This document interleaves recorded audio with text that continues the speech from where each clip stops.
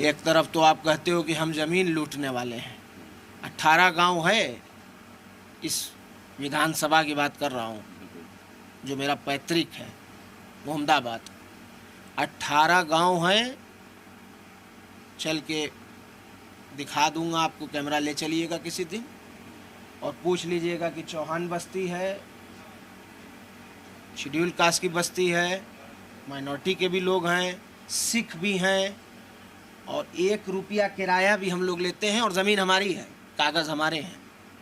अच्छा, उन ज़मीनों पे जो बस्तियां बसी हुई हैं वो हमने, मतलब हमारे दादा परदादा ने बसाया है, हम बसाने वालों में से, हम ज़मीन लूटने वालों में से नहीं, हम बंजर बोने वालों में से नहीं हैं।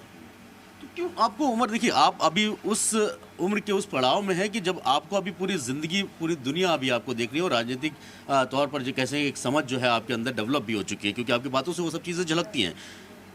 वजह क्या है आपके वालिद को मीडिया के सामने हो, दुनिया के सामने हो, एक पिक्चर इस तरीके की क्रिएट करने की? इसके पीछे की वजह आपको क्या समझ में आती है? शौक़ की उम्र में सब्र करना सीख गए।